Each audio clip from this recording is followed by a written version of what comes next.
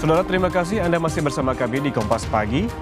Ada informasi untuk mempermudah mengenali koper bawaan saat tiba di Tanah Suci. Jemaah haji asal Lumajang, Jawa Timur memberi tanda unik pada koper mereka. Tanda unik ini dipasang keluarga jemaah haji agar permudah saat jemaah mencari koper mereka saat tiba di Tanah Suci dan tidak tertukar dengan jemaah lainnya karena warna dan corak koper yang sama. Sejumlah benda mulai dari pita warna-warni, boneka, gelas plastik, hingga ketapel ditempelkan di koper jemaah haji. Petugas pendamping dari kelompok bimbingan ibadah mengecek satu persatu koper-koper yang dibawa jemaah haji sebelum diberangkatkan ke asrama haji Sukolilo, Surabaya. Menurut rencana, semua koper akan dibawa ke asrama haji.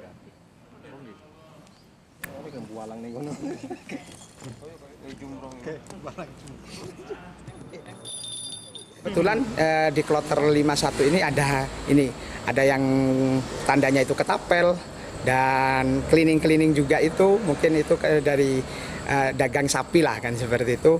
Terus ada yang pakai bola, ada boneka dan macam-macam lah itu. Macam-macam ya. Ini memang fungsinya untuk apa? Untuk ini biar jamaah itu cepat mengenali barangnya. Memang di bandara nggak dilarang loh. Kalau di bandara sih insya Allah buatan. Soalnya kami nanti nyampe di Sukolilo itu diperiksa. Sementara itu petugas PPIH Embarkasi Surabaya menyita ratusan bungkus rokok berbagai merek milik jemaah haji. Penyitaan dilakukan karena dianggap melebihi batas dari jumlah yang diizinkan.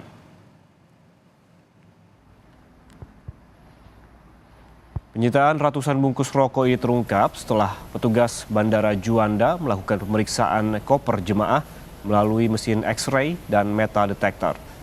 Sekretaris PPIH Embarkasi Surabaya mengatakan jemaah haji hanya diizinkan membawa rokok maksimal 2 slop atau 20 bungkus.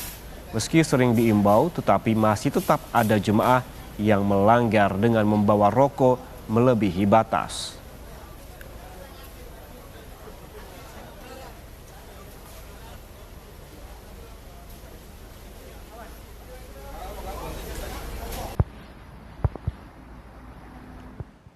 Saudara, seorang jemaah haji asal Pacitan, Jawa Timur wafat karena serangan jantung di Mekah, Arab Saudi.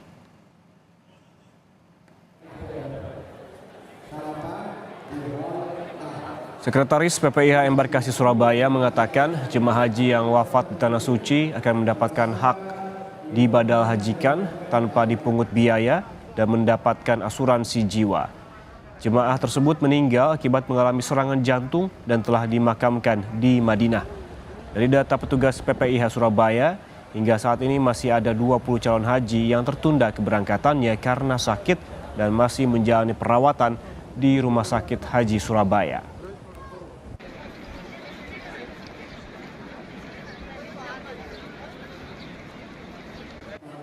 Ada satu jamaah dari Pacitan yang intikal, yang syahid, wafat pada tanggal 19 Mei kemarin dari Pacitan. Kita doakan mudah-mudahan keluarganya sabar dan almarhum menjadi ahli surga. Sementara 2 jemaah haji asal Bengkulu dirujuk ke rumah sakit akibat kelelahan saat tiba di Tanah Suci dan harus mendapatkan perawatan di rumah sakit. Kedua jemaah haji yang tergabung dalam kloter 3 Padang ini mengalami sakit hingga harus dirujuk ke rumah sakit. Saat ini petugas terus memantau kondisi jemaah lainnya dan memberikan pembinaan untuk persiapan saat menjalani puncak haji di bulan Juni. Petugas juga menyarankan jemaah yang merasa kurang sehat untuk beribadah di penginapan.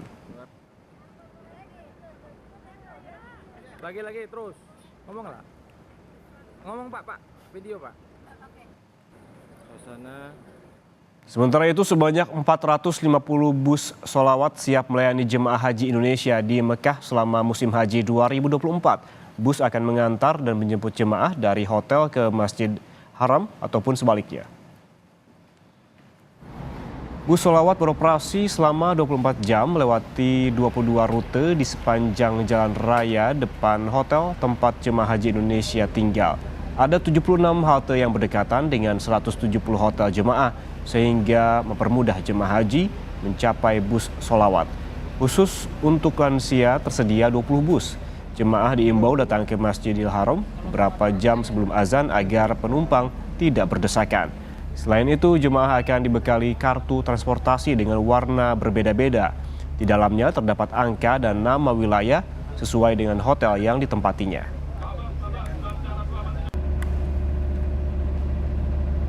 Bus sholawat itu kalau kita total sekitar 450. Kalau kita total itu nanti yang beroperasi saat puncak. Saat puncak haji itu ada 450-an. Kalau sekarang baru berapa persen? Kalau sekarang karena kedatangannya itu baru taruhlah 8 kloter, per kloter itu sudah kita siapkan 6 bus. Kalau 8 kali 6 berarti ya 48 bus itu. Ada juga 78 dapur catering yang melayani konsumsi jemaah haji Indonesia selama tinggal di Madinah dan Mekah, Arab Saudi. Dapur catering menyiapkan makanan khas Nusantara.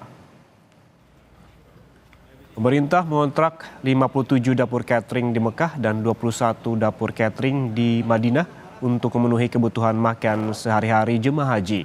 Selama tinggal di Madinah dan Mekah kurang lebih 41 hari. Untuk menjaga kualitas, PPIH Daerah Kerja Madinah dan Mekah selalu memastikan pembuatan makanan mulai dari bahan, proses memasak, pengemasan hingga distribusi. Telur dadar. Telur ora arek. Oh, telur ora arek. Ya. Kayak apa?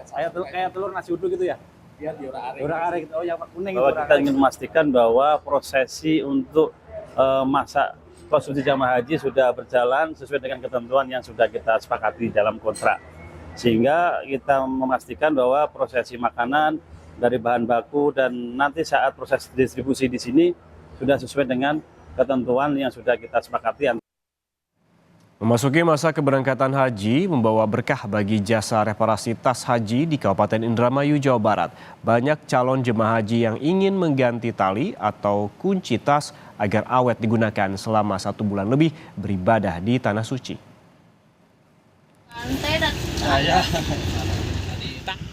Masa keberangkatan haji selalu menjadi berkah bagi jasa reparasi tas haji di embarkasi haji Kertajati, Kabupaten Indramayu, Jawa Barat. Karena permintaan jasa reparasi meningkat. Dan hal ini membuat pendapatan dari jasa reparasi tas haji di musim haji tahun 2024 ini mengalami peningkatan dari hari biasanya sebesar 30 hingga 40%. Kebanyakan dari jemaah haji meminta untuk mengganti tali tas yang lebih kuat, serta mengganti kunci tas agar lebih aman digunakan. Karena tas yang dipakai akan digunakan selama 1 bulan lebih. Karena selalu membawa berkah di masa keberangkatan haji setiap tahunnya, profesi jasa reparasi tas pun bertambah lebih banyak dari tahun sebelumnya. Salah satunya Memet. Meskipun di musim haji tahun sekarang mengalami peningkatan, ia mengaku pendapatannya tidak setinggi di tahun haji sebelumnya. Namun sekecil apapun untung yang didapatkan, Memet mengaku tetap bersyukur karena bisa membantu banyak calon jemaah haji.